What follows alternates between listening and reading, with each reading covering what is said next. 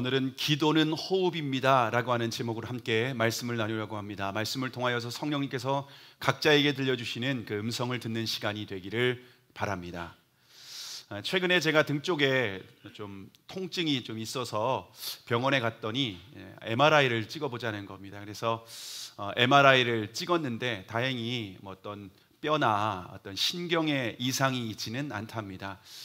그러니까 그렇게 큰 문제 같지는 않으니까 근육이라든가 자세가 잘못돼서 통증이 있는 것 같으니까 도수 치료를 좀 받아보면 좋겠다라고 하시더라고요. 그래서 제가 이제 예약을 하고 가서 이제 도수 치료를 받는데 그 물리치료 하시는 선생님이 이것저것 이렇게 물어보시더라고요. 제 몸에 이제 여러 가지 이제 어디가 아픈지 그리고 또 통증이 있는 부위들을 좀 자세하게 물어보신 후에 또 몇 가지 이렇게 추가적인 질문들을 하시는 겁니다. 추가 질문을 쭉 해 보시더니 저한테 호흡이 잘못됐습니다라고 하더라고요. 호흡이 잘못됐습니다. 왜 호흡이 잘못됐냐고 물어보니까 제가 흉식 호흡을 하고 있답니다. 이 흉식 호흡은 우리가 긴장하거나 스트레스를 받으면은 이제 가슴 쪽에서 호흡을 하는 겁니다. 근데 이 흉식 호흡은요 이렇게 건강한 호흡이 아니랍니다. 운동할 때나 우리가 흉식 호흡을 하지만은 일반적으로는 복식 호흡을 해야 된답니다. 그래서 저에게 복식 호흡을 가르쳐 주시는 겁니다. 병원 가서 숨쉬기를 배운 건 또 평소에 저는 운동은 안 해도 숨쉬기 운동은 열심히 한다고 생각했는데 숨쉬기 운동도 저는 제대로 안 하고 있었던 겁니다.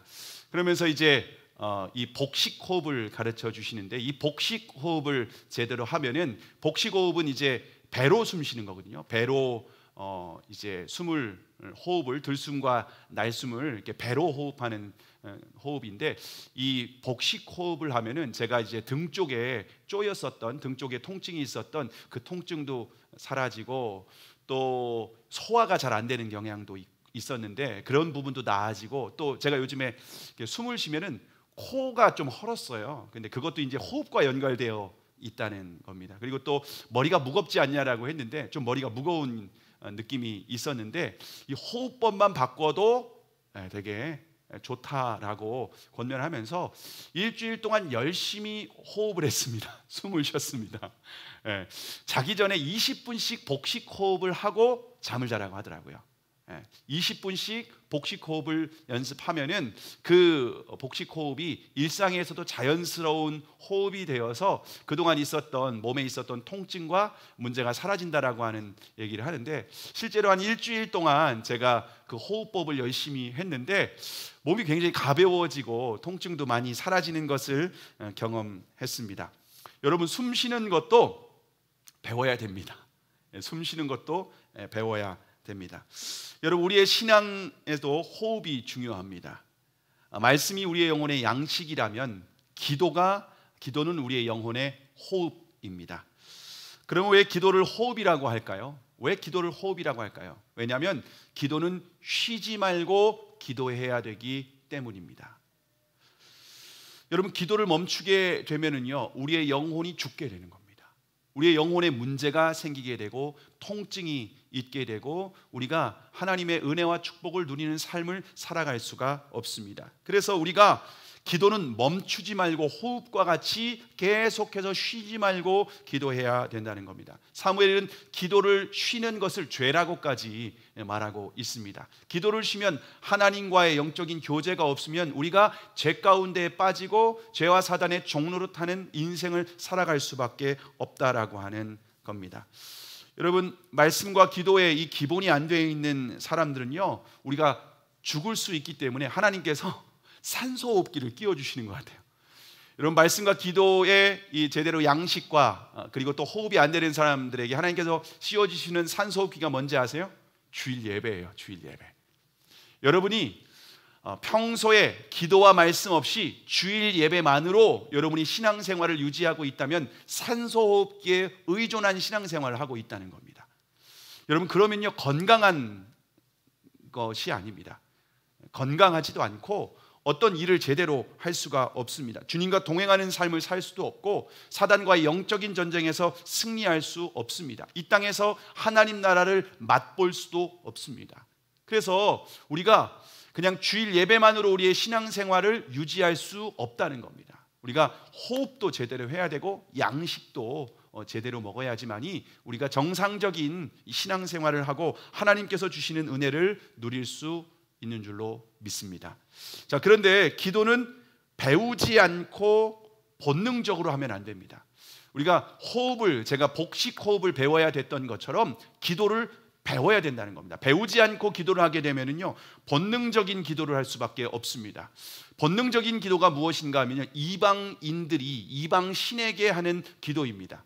이방인들이 어떤 기도를 합니까? 무엇을 먹을까? 무엇을 마실까? 무엇을 입을까? 하는 그러한 기도를, 생존 본능을 위한, 살기 위한 자신에게 필요한 기도를 하게 된다라고 하는 겁니다. 여러분, 그런데 우리는 고아가 아니라 하나님을 아버지라고 부르는 하나님의 존귀한 자녀들입니다. 천지 만물을 창조하신 하나님을 우리가 아버지라고 부르는 존귀한 사람들이기 때문에 우리는 생존을 위해서 그렇게까지 이방인들과 같이 구할 필요가 없다는 겁니다. 우리가 그렇게 기도해서는 안 된다라고 말하고 있습니다. 우리는 하나님의 자녀들은 하나님의 뜻대로 기도해야 됩니다. 오늘 본문의 1절에 보시면 예수님께서 기도를 마치셨습니다. 그런데 예수님께서 기도를 마치시는 그러한 모습을 보여주셨는데, 예수님은요 늘 항상 기도하시는 분이셨습니다. 새벽 미명에 바쁜 사역 가운데에서도 기도를 쉬지 않았습니다. 예수님은 습관을 따라 기도하셨습니다. 습관을 따라 기도하셨다는 말은 예수님은요 기도를 호흡처럼 쉬지 않고 항상 깨어서 기도하셨다라고 하는 겁니다. 그래서 제자 중에 한 사람이 오늘 보면 1절에 보면 예수님께 기도를 가르쳐 달라고, 요한의 제자들도 요한에게 기도를 배운 것처럼 우리에게 좀 기도를 가르쳐 주셨으면 좋겠습니다 라고 부탁을 했습니다. 자, 그러면 어떻게 기도해야 될까요? 자, 오늘 보면 2절에서 4절까지의 말씀, 2절에서 4절까지의 말씀을 함께 읽겠습니다. 시작. 예수께서 이르시되 너희는 기도할 때에 이렇게 하라. 아버지여, 이름이 거룩히 여김을 받으시오며 나라가 임하시오며 우리에게 날마다 일용할 양식을 주시옵고 우리가 우리에게 죄 지은 모든 사람을 용서하오니 우리 죄도 사하여 주시옵고 우리를 시험에 들게 하지 마시옵고 옵소서 하라. 여러분, 이게 무슨 기도죠? 주기도문이죠. 주기도문. 주님께서 이렇게 기도하라 라고 가르쳐 주신 기도입니다. 여러분, 주기도문은요 기도의 모범입니다. 주님은 주기도문을 통해서 우리에게 기도의 우선순위를 가르쳐주고 있습니다. 먼저 구해야 될 것과 나중에 구할 것이 있다는 겁니다. 우리가 먼저 구해야 될 것은 하나님의 영광입니다. 하나님의 영광을 위해서 우리가 기도하고 나머지는 우리를 필요를 위해서 기도를 하라는 겁니다. 이 순서가 바뀌어서는 안 됩니다. 근데 우리가 본능적으로 기도하다 보면은요 이 순서를 바꿀 수가 있습니다. 내가 필요한 것 먼저 구할 수 있다는 겁니다. 그런데 여러분, 그것은 지혜로운 기도가 아닙니다. 우리말 중에 으뜸과 딸림이라는 말이 있습니다. 으뜸이라고 하는 말은요 우선이 되고 근본이 되는 것을 말합니다. 그리고 딸림이라고 하는 것은요 지엽적이고 나중된 것을 말합니다. 근데 여러분, 우리가 으뜸이 되는 것을 먼저 하면은 나중된 것은 딸림으로 따라오게 된다라고 하는 의미입니다. 여러분, 기도에도요 으뜸으로 구할 것이 있고 딸림으로 구할 것이 있다는 겁니다. 근데 우리가 으뜸으로 구하면은 나머지는 딸림으로 따라오게 된다라고 주님 우리에게 말씀을 하시는 겁니다. 그래서 마태복음 6장 33절에 보면은 너희는 먼저 그의 나라와 그의 의를 구하라. 그리하면 이 모든 것을 너희에게 더하시리라. 우리가 으뜸으로 구할 것이 무엇입니까? 하나님의 나라와 하나님의 의라는 겁니다. 그리하면 이 모든 것은 딸림으로 하나님께서 따라오게 될 것이다라고 하는 겁니다. 여러분, 이것이 지혜로운 기도라는 겁니다. 그래서 기도의 우선순위는 하나님께서 먼저 욕심이 많으셔서 이렇게 기도하라고 하는 것이 아니라 우리가 하나님의 나라와 의를 위해서 먼저 구하면 나머지는 딸림으로 따라오기 때문에 하나님께서 기도의 우선순위를 우리에게 분명하게 가르쳐 주신 겁니다. 여러분, 그리고 하나님께서 모든 관심이 어디에 있을까요? 하나님의 모든 관심은 우리에게 있어요. 결국 하나님의 나라와 의, 하나님의 영광을 위해서 기도하는 모든 기도는 우리를 위한 기도예요. 근데 우리가 생각하는 것이 아니라, 기대했던 것이 아니라 하나님께서 우리에게 꼭 필요한 것을 구하라는 것이 하나님께서 먼저 기도해야 될 제목이다라고 말씀을 하고 있습니다. 자, 하나님 나라를 위해서 우리가 먼저 기도했다면 우리의 필요를 위해서도 기도해야 합니다. 여러분, 우리는, 기독교는 육신을 악하게 보지 않습니다. 육신은요, 어떤 이원론적인 그런 사고를 가지고 있는 사람은 영은 선하고 육신은 악하다라고 생각하는 그런 경향이 있습니다. 타 종교라든가 그런 가치관에, 그런 세계관 속에는 그런 생각이 있는데, 우리 기독교는 절대로 육신을 악하게 보지 않습니다. 우리 육신은요, 하나님이 거하시는 성전이 되는 거예요. 우리 육신은 악하지 않습니다. 그래서 육신의 필요를 따라서 구하는 것은 악한 기도가 아니다라는 것입니다. 반드시 하나님께서 우리에게 육신의 필요를 위해서도 구하라라고 말씀을 하고 있습니다. 근데 육신의 필요는요, 단순히 우리의 먹을 양식을 위해서만 구하라는 것이 아닙니다. 우리가 이 세상 살아갈 때는 양식도 필요하고 건강도 필요하고 정서적인 공급도 필요하고 여러 가지가 다 필요하다는 겁니다. 우리의 일용할 양식을 구하라고 하는 이 기도에는요, 우리에게 하루를 살아가는 데 필요한 모든 것을 구할 수 있다는 겁니다. 사업을 하는 분에게는요, 지혜가 필요하겠죠. 또 계약이 잘 될 수 있도록 기도하는 겁니다. 공부하는 학생에게는 지혜를 구하는 것이 필요합니다. 몸에 질병이나 어려움이 있는 사람들에게는요, 건강을 위해서 기도해야 된다라고 하는 겁니다. 주님의 일을 감당하기 위해서는요, 또 하늘의 지혜와 능력도 필요합니다. 우리가 하나님의 뜻대로 이 세상을 살아갈 때에 필요한 하나님께서 모든 것을 공급해 주셔야만 한다는 겁니다. 그래서 우리가 하나님 앞에 우리의 필요를 따라 구하는 것은요, 너무나도 당연한 것이고 우리가 마땅히 기도해야 될 제목인 줄을 믿으시기를 바랍니다. 자, 그런데 육신의 필요를 구할 때 한 달치를 구해라 이렇게 말씀하셨나요? 1년치를 구해라 라고 하셨나요? 그렇지 않죠. 일용할 양식을, 날마다 일용할 양식을 주옵시고 라고 기도하라고 하고 있습니다. 여러분, 그러면 왜 좀 한 번에 귀찮게 안 하고 우리도 편안하고 하나님도 귀찮지 않게 한 번에 그냥 평생 먹고 살 만큼 주면 안 됩니까? 왜 꼭 일용할 양식을 구하라고 했을까요? 여러분, 일용할 양식이 아니라 한 번에 통째로 하나님이 주신 케이스가 있습니다. 그 샘플이 누군지 아십니까? 탕자 둘째 아들입니다.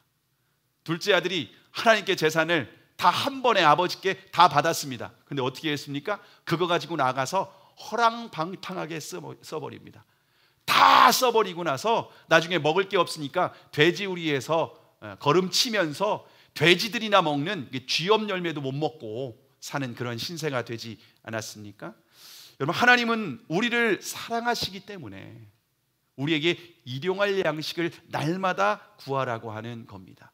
그것 주면은 하나님을 떠나가니까, 하나님 없이도 살아갈 수 있다고 생각하니까, 착각을 하니까 그건 더 심각하게 아들을 위한 것이 아니라 아들을 오히려 죽이는 겁니다. 그래서 하나님은 우리에게 날마다 일용할 양식을 구하라고 말씀을 하시고, 그 필요를 채워주는 과정을 통하여서 하나님이 어떤 분이신지 가르쳐주는 거예요. 여러분, 하나님이 어떤 분이신지 잘 모르잖아요. 근데 하나님은 우리에게 일용할 양식을 구하고 공급해 주시는 이 과정을 통하여서 하나님을 알아가기를 원하세요. 하나님의 한결같은 사랑, 변함없는 사랑을 경험하기를 원하세요. 그래서 하나님이 어떤 분이신지 우리가 아는 겁니다. 하나님을 아는 것만큼 우리가 성장하게 되어 있어요. 우리의 믿음과 사랑이 성장하게 되어 있는 겁니다. 영적인 어린아이에서 장성한 어른으로 성장하는 과정이 바로 일용할 양식을 구하고 또 하나님께서 필요를 채워주시는 이 과정을 통하여서 우리가 성장하게 되는 겁니다. 마치 이스라엘 백성들이 광야 생활을 할 때에 매일 만나를 내려주셨던 것 같습니다. 이스라엘 백성들이 매일 먹고 살려면은요, 만나를 거두러 나아가야 됩니다. 근데 하나님이 신실하게 말씀하시는 대로 약속대로 만나를 내려 주셨습니다. 근데 이스라엘 백성들은 만나를 먹은 것밖에 없어요. 광야에서 한 일은 군사훈련 한 적도 없고요, 그들이 어떤 다른 특수훈련을 받은 적도 없습니다. 어떤 전략을 짜거나 계획한 것도 없어요. 그냥 매일 만나 먹었어요. 매일 만나를 거두고 만나를 먹고 6일째는 7일째 되는 날 것까지 하나님이 이틀치를 주시잖아요. 그럼 이틀치를 먹고 그렇게 매일매일 만나를 주시는 건 먹었는데, 그런데 가나안 땅에 들어가서 이스라엘 백성들이 하나님을 경험한 만큼, 아는 만큼 그 땅의 원수 대적들을 다 진멸하고 약속의 땅을 정복한 것을 볼 수가 있습니다. 여러분, 우리가 매일 일용할 양식을 구하고 그 필요를 채워주시는 과정을 통하여서 우리는 영적으로 성장하게 되는 거예요. 이 성장에서 하나님을 아는 만큼 우리는 영적 전쟁을 탁월하게 감당할 수 있는 하나님의 전사, 하나님의 용사들이 되어가는 겁니다. 그럼 먹고 마시는 것만 하나님께 구하고 우리는 시간이 지났는데 우리도 모르게 성장해 있는 거예요. 그것이 하나님께서 일용할 양식을 놓고 구하라고 하는 하나님의 뜻이 담겨져 있는 줄을 믿으시기를 바랍니다. 자, 일용할 양식을 위해서 기도한 후에 우리가 죄를 용서해 달라고 기도해야만 합니다. 근데 우리가 하나님 앞에 죄를 용서해 주세요라고 기도하기 전에 먼저 우리가 할 일이 있습니다. 무엇인가 하면요, 우리가 우리에게 죄 지은 사람을 용서해 주는 것을 먼저 해야 된다는 겁니다. 먼저 우리가 나에게 상처 주고 아픔 주고 나에게 고통을 준 사람을 먼저 용서하고 주님께 내가 나에게 상처 준 사람 용서해 준 것처럼 하나님 저의 죄를 용서해 주세요 라고 기도하라고 말씀을 하고 있습니다. 여러분, 이것은 굉장히 중요합니다. 만약 우리가 하나님께 죄 용서받지 못하고 기도하면 어떻게 될까요? 기도 응답 받지 못해요. 왜냐하면 하나님은 죄인의 기도를 듣지 않으세요. 우리가 죄 용서받는 부분은요, 형식적으로 하는 것이 아니라 이것은요, 기도에 있어서 절대적인 요소예요. 하나님은 죄인의 기도를 들지 않으세요. 그런데 우리의 죄를 용서해 달라고 하고 우리 죄를 용서해 주실 때 우리가 기도하는 모든 간구가 주님께 상달이 되는 겁니다. 근데 죄 용서받지 않은 채 우리가 기도하는 기도는요, 죄인의 기도이기 때문에 상달이 안 된다는 거예요.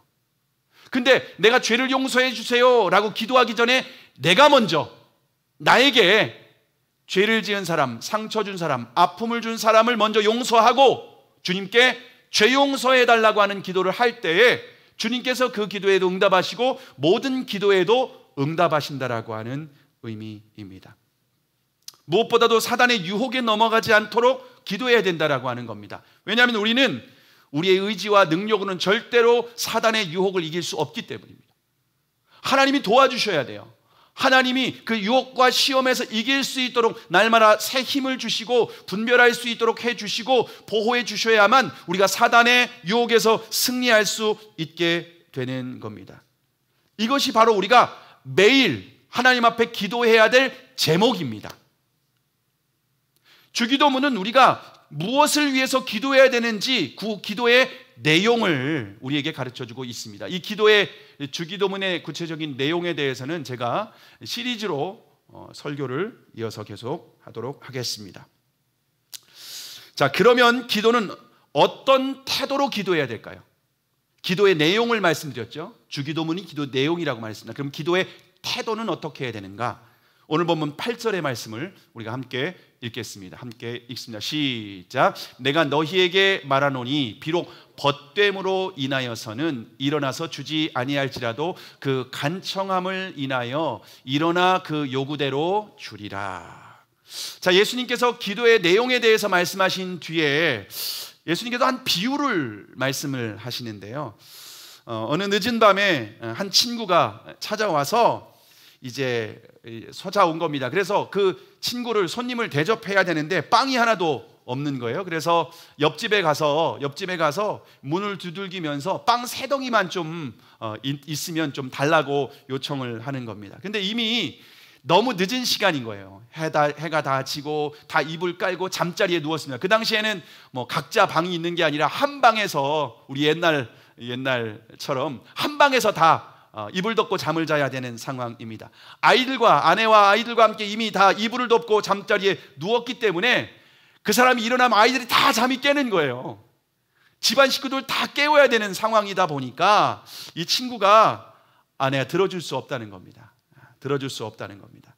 근데 포기하지 않고 계속 문을 두들기면서 떡 좀 달라, 빵 좀 달라고 계속 요청하니까 이러다가는 집안 식구들 다 깨울 것 같은 거니까, 그래서 차라리 내가 너무 귀찮아서라도 내가 빵을, 친구가 벗됨을 인하여서는 아니지만은 이 귀찮아서라도 빵을 주겠다라고 말을 하고 있습니다. 여러분, 기도는요, 포기하지 말고 응답받을 때까지 끝까지 기도하라는 겁니다. 여러분, 이것은 기도의 태도에 대한 내용이에요. 어떠한 태도를 가지고 우리가 주님 앞에 기도해야 되는지 예수님이 말씀하신 거예요. 여러분, 기도의 최대적은 무엇인가 하면요, 포기입니다. 포기는 언제 사용하는 말이죠? 배추 셀 때 사용하는 말이죠. 기도의 최대적은 포기입니다. 기도하려면은 아예 포기란 단어를 잊어버리셔야만 합니다. 아니, 여러분이 중도에 포기할 마음으로 기도를 한다면 아예 시작하지 마세요. 기도는요, 포기할 사람은 하지 않는 겁니다. 내가 이건 포기하지 않고 기도해야 될 제목이다, 그러면 여러분 기도하세요. 그리고 시작했으면 포기하지 말아야 된다라고 하는 겁니다. 근데 많은 성도들이 기도 응답을 받지 못하는 이유가 무엇인가 하면 포기하기 때문에. 그리고 왜 포기할까요? 확신이 없는 거예요. 이렇게 기도한다고 뭐 실제 응답이 있겠어? 제가 신학교 다닐 때 제가 같이 신학교 사는 그 우리 기숙사 방 룸메이트에게, 저보다 나이가 좀 어린 동생이었는데 물어봤어요. 야, 너는 기도하면 하나님이 응답하신다고 하는 것을 믿고 기도하니? 안 그렇대요. 그냥 기도하라니까 하지 응답을 받을 것을 기대하고 기도하지 않는데요. 여러분은 어떻습니까? 기도할 때 응답받을 것을 기대하고 기도하십니까? 아니면 지푸라기라도 잡는 심정으로 이것밖에 할 수 없으니까 응답받을 확신이 없어요. 믿음이 없어요. 그런데 그냥 기도해 보는 거예요. 그러니까는 응답이 없으면 그러면 그렇지. 그런 태도로 기도하려면 하지를 말하는 거예요. 우리가 또 기도하다 보면 왜 포기하냐면요, 양심에서 이런 소리가 들립니다. 무슨 소리가 들릴까요? 네가 무슨 염치로 기도해? 하나님이 너 같은 사람 기도 들어주실 것 같아? 헛수고하지 마. 쓸데없이 무슨 기도하는데 시간 낭비하고 있어. 하나님이 살아계셔도 너 같은 사람 기도는 안 들어주셔. 여러분, 근데 그런 소리가 들으면 어떻게 되는지 아세요? 너무 동의가 돼요. 맞아. 그래, 나 같은 것이 기도한다고 무슨 기도를 응답해 주시겠어. 쓸데없는 시간 낭비하지 말자. 여러분, 그런데 그건 양심의 소리가 아니라 사탄의 소리입니다. 하나님의 음성이 아닙니다. 하나님은 우리에게 어떻게 말씀하실까요? 오늘 보면 9절에서 10절에 보시면, 내가 또 너희에게 이르노니 구하라, 그러면 너희에게 주실 것이요, 찾으라, 그러면 찾아낼 것이요, 문을 두드리라, 그러면 너희에게 열릴 것이니, 구하는 이마다 받을 것이요, 찾는 이는 찾아낼 것이요, 두드리는 이에게는 열릴 것이니라. 여러분, 기도하는 사람에게 주님께서 하시는 약속입니다. 구하라, 그러면 줄게. 좀 찾아라, 그러면 찾을 거야. 좀 두드려, 그러면 열릴 거야. 여러분, 기도하는 사람에게 어떤 사람에게는, 구하는 사람에게 어떤 사람에게는 주고 어떤 사람에게는 안 주고라고 할까요? 여기 보니까는요, 구하는 이마다 이렇게 되어 있습니다. 각각 모두 빠짐없이 주겠다. 이게 하나님의 약속이에요. 그러니까 우린 양심에는 뭐예요? 야, 헛수고하지 마. 쓸데없이 시간 낭비하지 마. 하나님은 뭐라고 말씀하세요? 구하는 이마다, 각각 모든 사람에게. 이 구하는 이마다, 이 말이 헬라어로 파스라고 되어 있어요. 파스. 파스. 여러분, 근데 우리가 파스가 뭐예요?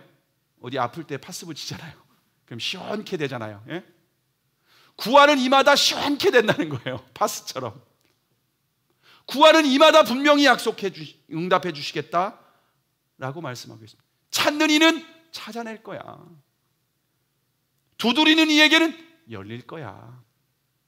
하나님이 너무 답답하시니까, 오죽 답답하면은 기도를 너무 많이 포기하니까, 시작은 하는데 끝까지 기도하는 사람이 없으니까 하나님 이처럼 강조해서 말씀하시는 거예요. 여러분, 포기하지 않고 기도하면 이건 기도의 태도라고 말씀을 드렸어요. 기도의 태도를 포기하지 않고 쉬지 않고 계속해서 기도하면 응답받는 겁니다. 수로보니게 여인 기억나십니까? 수로보니게 여인이 예수님께 불렀어요. 기도한 거예요. 근데 어떻게 했어요? 들은 채도 안 해요. 예수님이 들었는데 주변에 있는 제자들이 막 자존심 상하게 무시해요. 그럼 수로보니게 여인이 내가 도저히 자존심 상해서 가만히 못 있겠네. 해도 넘어가는 거 아니야? 그러면서 예수님 욕하고 도망갔습니까? 떠나갔습니까? 그렇지 않아요. 그렇지, 포기하지 않고 끈질기게. 예수님이 개 취급하잖아요. 난 이스라엘에 잃어버린 양 이외에는 내가 오지 않았다. 개들도 주인의 상에서 떨어지는 부스러기를 먹나이다. 포기하지 않고 부스러기 은혜라도 구하고 찾고 도드릴 때에 주님은 응답해 주신 줄로 믿습니다. 응답해 주신 것만이 아니라 뭐라고 말씀하시면, 내가 이스라엘에서 이만한 믿음을 만나지 못했다. 여러분, 포기하지 않는 그 믿음은요, 큰 믿음이라는 겁니다. 큰 믿음이 어떤 믿음이에요? 산을 옮기는 믿음이 아니라 포기하지 않는 믿음, 그게 큰 믿음이라고 주님 우리에게 말씀을 하고 있습니다. 자, 그러면 왜 하나님은 곧바로 응답하지 않을까요? 왜 곧바로 응답하지 않죠? 왜 이렇게 지체하시죠? 어떤 기도는 곧바로 응답하시는 기도도 있는가 하면 때로는 지체하시기도 한다는 겁니다. 아니, 자동 판마기처럼 그냥 넣고 누르면은 그냥 곧바로 나오면은 얼마나 좋습니까? 그러면 기도를 너무너무 다들 쉬지 않고 기도를 할 거예요. 하나님 이것도 주시고요, 저것도 주시고, 이것도 필요하고요, 이 문제도 있고요. 근데 기도가 자동 판매기처럼 그렇게 곧바로 뚝뚝 떨어지지 않는다는 겁니다. 왜 그럴까요? 왜 곧바로 응답해 주지 않을까요? 여기에 보시면 오늘 간청이라고 되어 있는 그 말이 이 개역 한글판에는요 강청이라고 되어 있습니다. 강청. 기억하십니까? 개역 한글판에는 강청이라고 되어 있습니다. 여러분, 제가 자란 동네가 충북 옥천군 이오면 강청리입니다. 저는 태어날 때부터 강청하는 기도를 잘할 수밖에 없게끔 태어났습니다. 강청리에서 태어났으니까. 저는요, 기도를 시작하면요 끈질기게 합니다. 포기하지 않고 기도해요. 제가 예수님 인격적으로 만난 후에, 하나님, 제가 주님을 위해서 뭘 할까요? 제가 무엇을 하면서 살아야 될지 가르쳐 주세요 라고 기도할 때 매일 새벽 나가서 기도했습니다. 하루, 이틀, 사흘, 나흘 기도했습니다. 응답이 없는 거예요. 한 달, 두 달, 석 달, 넉 달 기도했습니다. 그래도 응답이 없는 거예요. 하나님이 몇 개월 만에 응답하셨냐면 20개월 만에 응답을 해 주셨습니다. 20개월 만에 하나님의 응답이 뭐였냐면요, 하나님의 말씀을 전하는 사역자로 저를 부르셨습니다. 근데 제가 20개월 동안 끈질기게 포기하지 않고 기도하면서 깨달은 진리가 있습니다. 그 이유는 하나님이 왜 기도를 곧바로 응답하시지 않고 어떤 기도는 오래 지체하시는지 이유를 알게 되었습니다. 그것은 우리가 아직 준비가 되지 않았기 때문입니다. 우리가 감당할 수 있는 하나님의 말씀, 응답을 우리가 감당할 수 있는 영적인 수준이 되지 않았기 때문에 주님은 기다리시는 거예요. 우리가 기다리는 것 같지만 막상 주님이 우리를 기다리고 계신다는 겁니다. 그런데 기도의 과정을 통하여서 하나님 우리를 준비시키셔요. 그리고 우리가 준비되면 하나님의 때에 응답을 하시는 줄을 믿으시기를 바랍니다. 그러므로 포기하지 말고 끈질기게, 아직 내가 준비가 덜 됐나 보다, 하나님이 응답하실 때가 아직 안 됐나 보다, 여러분 믿음으로 포기하지 말고 기도하실 수 있기를 바랍니다. 자, 그러면 왜 기도에 응답하실까요? 하나님이 왜 우리의 기도에 응답하셔야만 할까요? 오늘 본문 11절에서 13절 말씀 함께 읽겠습니다. 시작. 너희 중에 아버지 된 자로서 누가 아들이 생선을 달라 하는데 생선 대신에 뱀을 주며 알을 달라 하는데 전갈을 주겠느냐? 너희가 악할지라도 좋은 것을 자식에게 줄 줄 알거든 하물며 너희 하늘 아버지께서 구하는 자에게 성령을 주시지 않겠느냐 하시니라. 여러분, 기도하기 전에 우리가 어떤 신분인지 확인해야 됩니다. 우리가 누구인지 확인해야 돼요. 여러분, 우리는 하나님의 종이 아닙니다. 하나님은 우리의 옆집 아저씨도 아닙니다. 하나님은 우리의 아빠 아버지라는 겁니다. 하나님이 우리의 기도에 응답하시는 이유는 하나님이 우리의 아빠가 되시기 때문에, 아버지가 되시기 때문에 기도에 응답을 하시는 겁니다. 어떤 아버지가 아들이 생선을 달라 하는데 뱀을 주겠습니까? 달걀을 달라 하는데 누가 전갈을 주겠습니까? 하물며 하늘아버지는 어떻겠습니까? 기도에 응답하시는 근거는 우리의 경건이나 열심 때문이 아닙니다. 기도에 응답하시는 근거는 하나님의 아들이고 딸이기 때문에 응답을 해주시는 줄을 믿으시기를 바랍니다. 말 잘 듣는 아들에게는 주고 말 안 듣는 아들에게는 아이고 넌 내 자식도 아니다.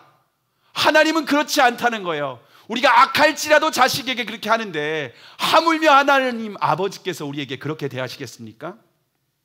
근데 우리는 본래 하나님의 아들과 딸은 아니었습니다. 에베소서 2장 3절에 보시면 전에는 우리도 다 그 가운데에서 우리의 육체의 욕심을 따라 지내며 육체와 마음이 원하는 것을 따라 지내며 육체와 마음이 원하는 것을 하여 다른 이들과 같이 본질상 진노의 자녀이었더니, 우리가 어떤 자녀였다고요? 진노의 자녀, 사단의 아들, 딸들이었다는 거예요. 하나님의 응답이 아니라 오히려 저주를 받을 운명이었습니다.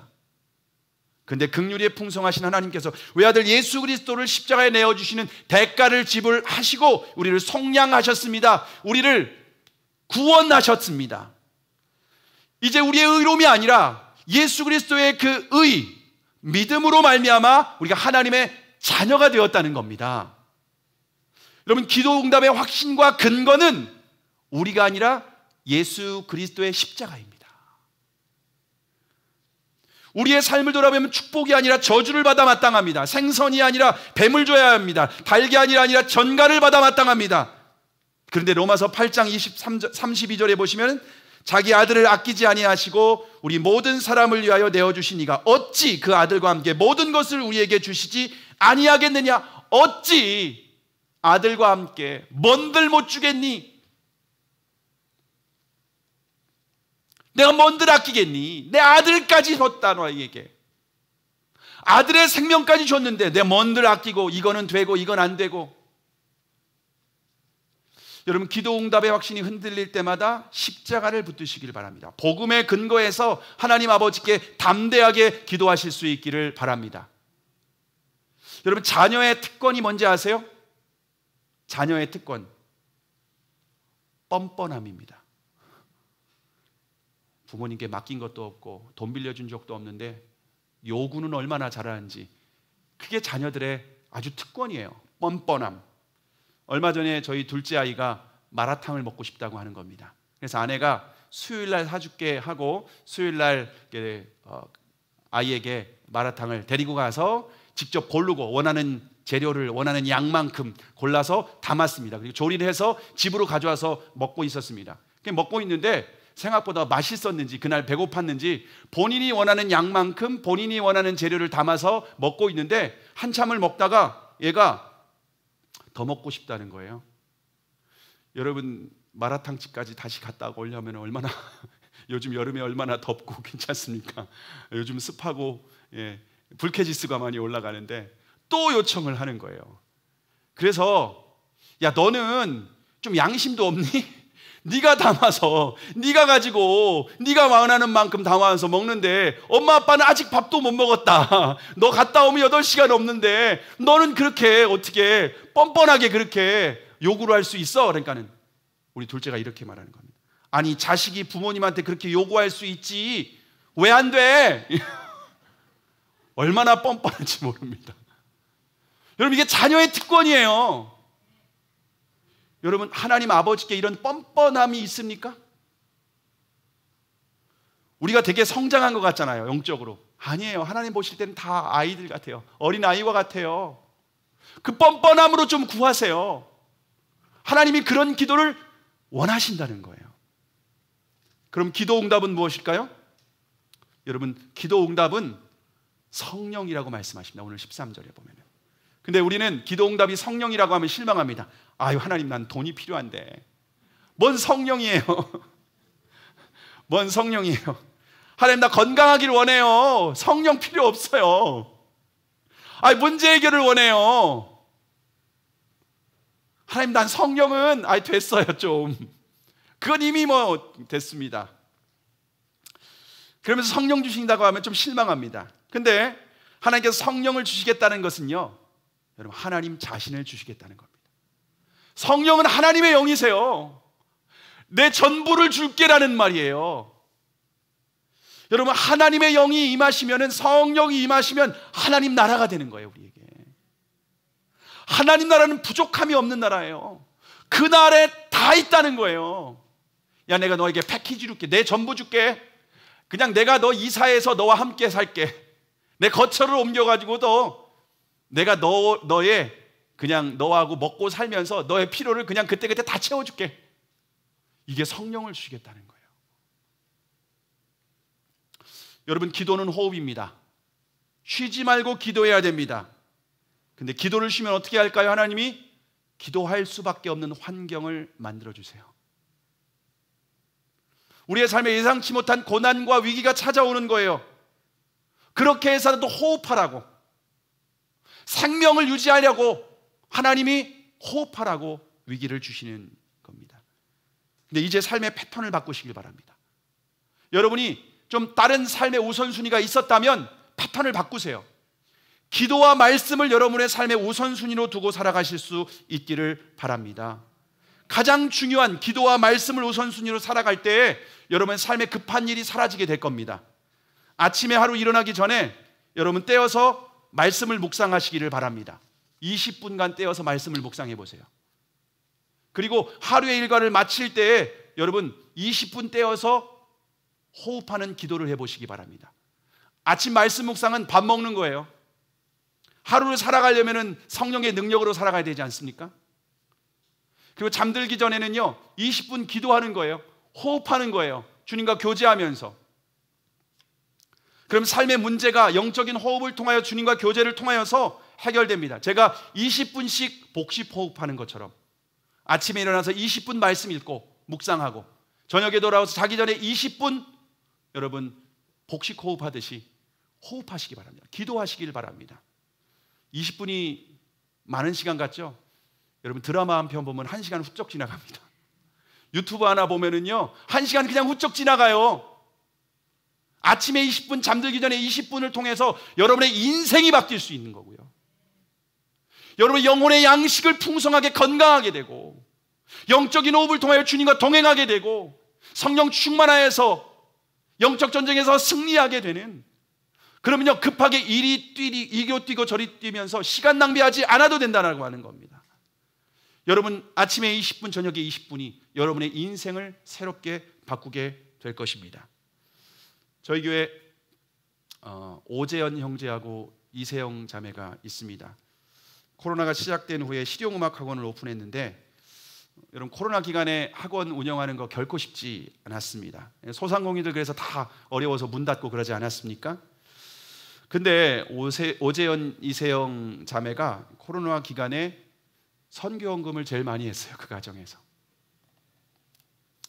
수입이 넉넉해서 선교원금을 많이 드린 것도 아니고 재정지출의 우선순위로 정하고 선교원금을 한 겁니다.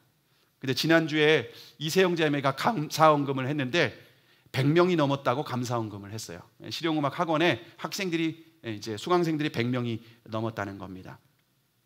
그러면서 감사원금 제목에 이렇게 적었습니다. 학원 수강생 100명 감사합니다. 150명, 200명까지 주님 화이팅 열일하세요. 뭐 이렇게. 일은 주님이 하는 거예요. 주님이 열일하시는 거지 우리가 이리 뛰고 저리 뛰고 할 필요 없다니까요. 왜 제가 이 세영자매 가정에게 하나님께서 은혜를 주시는지 생각해 봤거든요. 세영자매는 우리 교회에서 처음 신앙생활 했어요. 예수님 안 믿고 교회도 안 다녀본 자매예요. 그리고 처음 신앙생활을 했는데 3년 전부터 신앙생활할 때 성경이 알고 싶은 거예요. 그래서 성경 필사를 시작했어요.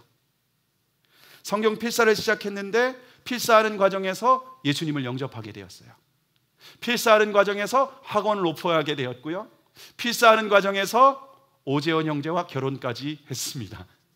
필사하면서 하나님이 다 그 삶을 인도하고 책임지셨습니다. 그리고 100명이 넘어섰대요.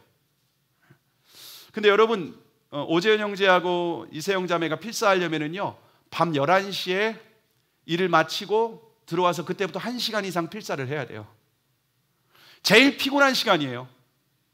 아침에 일어나서 좀 늦게 일어나서 늦게까지 하기 때문에 아침에 일어나서 출근하고 학원 오픈하고 하다 보면 오전엔 시간이 없어요.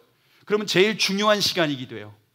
유일한 시간이에요. 근데 그 시간에 1시간 이상 필사를 하고 있습니다. 가장 피곤한 시간에 1시간 이상씩 필사하면서 주님의 음성을 듣는 거예요. 영의 양식을 먹는 거예요. 하나님이 그 가정과 그 사업장과 범사를 책임져 주신 줄로 믿습니다. 여러분, 여러분의 삶의 가장 중요한 시간, 그냥 여러분의 시간에 의미 있는 시간 무엇을 하십니까? 말씀을 먹고 영적인 호흡, 기도하는 시간에 사용하십니까? 여러분 인생에 오늘부터 삶의 우선순위, 스케줄을, 타임 매니지먼트를 다시 조정하실 수 있기를 바랍니다. 말씀 묵상과 기도의 시간을 확보하시고 주님과 교제하시기 바랍니다. 쉬지 말고 기도하시기를 바랍니다. 흉식 호흡이 아니라 복식 호흡을 해야 합니다. 본능을 따라 기도하는 게 아니라 주님 가르쳐 주신 대로 기도를 하실 수 있기를 바랍니다. 주님의 뜻대로 기도할 때 주님께서 우리의 인생을 책임지시고 인도해 주시는 줄을 믿으시기를 바랍니다.